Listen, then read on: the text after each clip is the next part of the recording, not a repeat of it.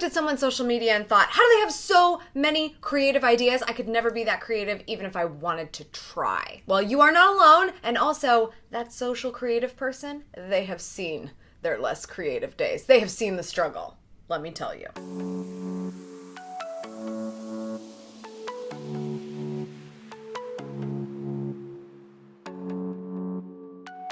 Hey there, welcome back to AmyTV. I am back from vacation. Do I look refreshed? Do I look refreshed? Thank you for hanging with me. I know I didn't post a video in the last week, but I was enjoying my honeymoon in Aruba, so you cannot be mad at me, right? You can't, right? Something that was top of mind for me as I was coming back from some time off was getting back into the swing of things with being creative. Being creative is a part of my job. Maybe it's something that's a part of your job as well, or it's something that you're excited by, but it's not always supernatural to you. So today I just want to talk about how to become more creative, whether it is that you're in a little bit of a lull or you feel like you've never had it in the first place. Whatever the case may be, this is what I believe you have to do to be more creative. Before we dive in, make sure you subscribe to this channel. I make new videos every Sunday and Wednesday. I've been playing with the days a little bit. You know, we did Monday and Thursday a couple of weeks ago. Just wanted to try that out. But regardless, you will never miss a video if you tap subscribe and that notification bell. No matter when the video goes out, you will get notified. Thank you, YouTube, for that feature. How do you become more creative? I know that this is something a lot of us think about, right? We're in social spheres online or in real life that kind of make us think like, oh, why couldn't I do that? Or why couldn't that be just an innate talent that I was born with? And so we kind of get into our own head about what it means to be creative and how creative that we are. But we actually have a lot more control over it than we give ourselves credit. If it actually is something that you're excited about, if it's something that you care about, if it's something that you want to develop, it's a skill set, and therefore you need to work on it. You can't just have a skill set. I know a lot of people that I went to school with maybe were born to be artists, but it doesn't mean that they didn't have to work on their craft to get better throughout their life. And creativity could mean a lot of different things to you. It could just mean that you want to be better at your work, which may not look like creative work on the surface, but if you have a little bit more of a creative mindset, it could be more effective, it could be different, you could be more unique. I actually don't have much of a step-by-step process for you because I think it's all in one step. Being more creative simply means making the time for it. Now, I know that sounds crazy, right? Because we think that, oh, the creative lightning bolt is just gonna strike us whenever the right moment happens. I used to think that also. I used to think, oh, okay, I'll write a book at some point when suddenly I have to sit down and I have 30,000 words I have to get out of my head. Like, no, that didn't happen. When I wrote my book, it was like, oh no, I think I have 30,000 words, but I actually have to set the time in order to outline those words and get them all down into chapters and into a full book. So it was about making that time, scheduling that time in. If writing is sort of that creative thing for you, whether it's blogging or a book or anything you can think of, if you want to be a more prolific writer, you could wait for the universe to say, oh, okay, now's the time to be a more amazing writer, get started. Or you can set the time to work on it every single day so it gets easier and easier and easier and easier. It's probably no surprise that I turned this creativity how-to video into a productivity video because that's what I do. But it really is the heart of this issue. One of my favorite books that I've read in the last year, which was long overdue about creativity, was The Artist's Way by Julia Cameron. And she specifically she talks about a lot of things in this book, but one of the big things that this book became known for was sort of the things that you have to do to kind of get creative at the outset, like right at the beginning. And the two things that she basically assigns you to do is morning pages and artist dates.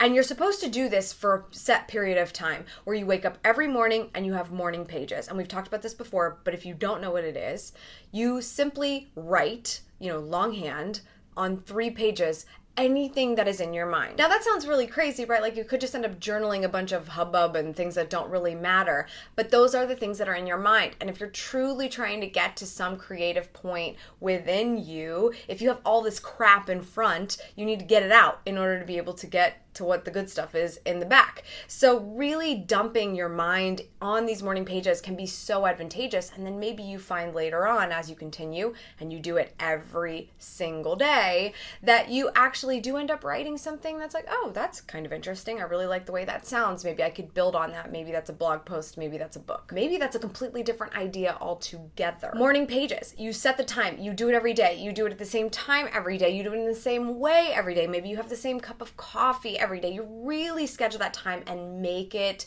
a habit. The next thing is those artist dates, right? And this is one that's so interesting to me because we've all had that moment where maybe we ended up being by ourselves for some reason. Maybe we're by ourselves a lot. You're walking through a park. You went to a museum. I find myself traveling a lot alone, so I try to find opportunities for me to go do something and explore. That could be considered an artist date. You're supposed to go completely alone. You're not supposed to take your significant other with you. You're not supposed to really even, I don't think, make a plan. To me, the way I interpreted it from the book was just go and spend time somewhere and absorb the environment and see what happens. But going on those consistent artist dates so that you can see what becomes creative to you in that moment. But if you do not set the time, you won't do it, right? You have to schedule your date, just like you would schedule coffee with someone else.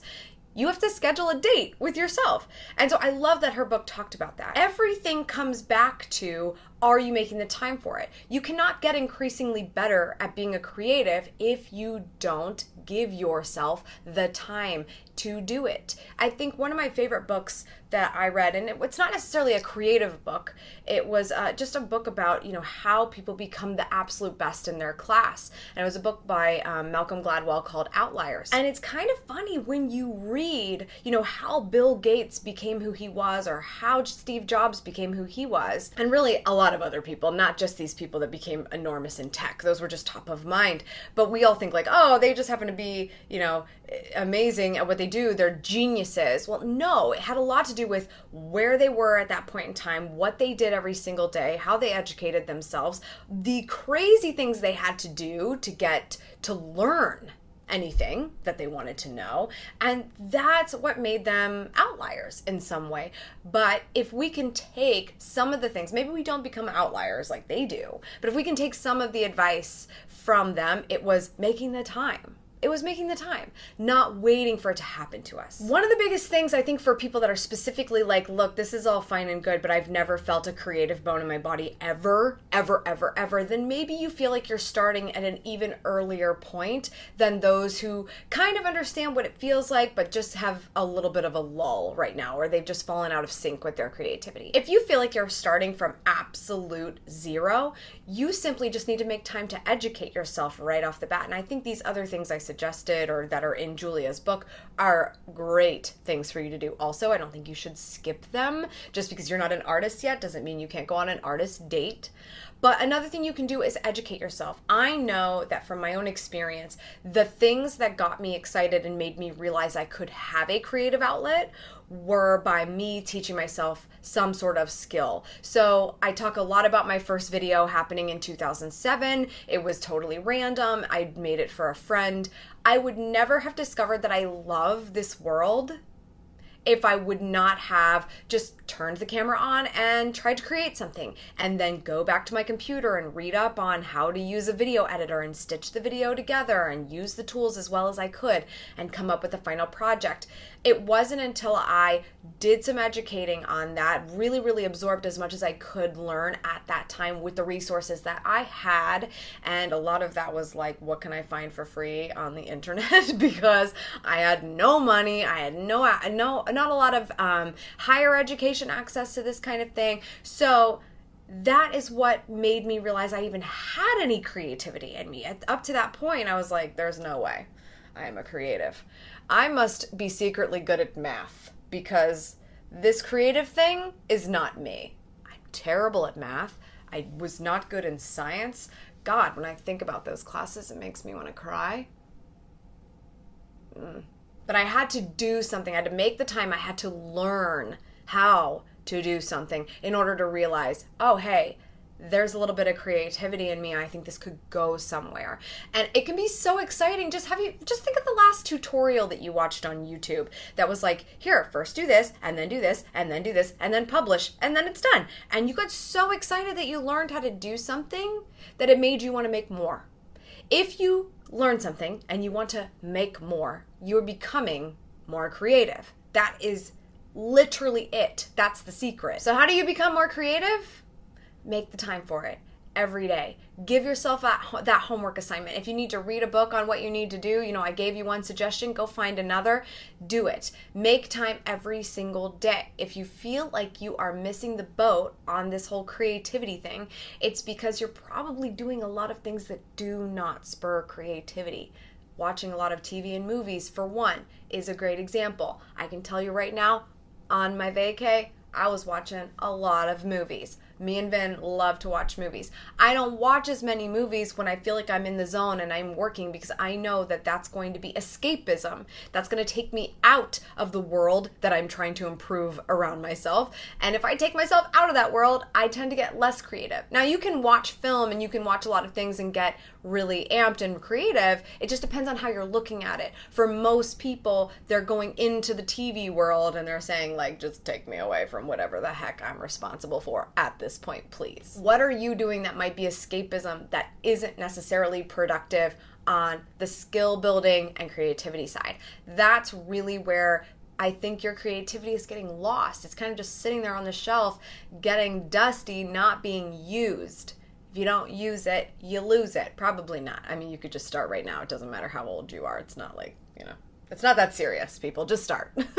So here's your question of the day. What is something that you do that makes you feel super creative after you've done it? You even know this and you haven't done it in a while, maybe. But every single time you've done this, there's a little bit of spark in you, or there's a little bit more ideas that start to come about, or you just feel more creative. What is that? Leave that in the comments below. If you enjoyed this chat about creativity, make sure you give the video a thumbs up here on YouTube. That helps me understand what you like to see and what you want to see more of. So thank you for that. That's all for today. Thank you so much for tuning in. I appreciate it as always. Make sure you subscribe for good vibes, and remember to continue to go after the life that you want. Cheers.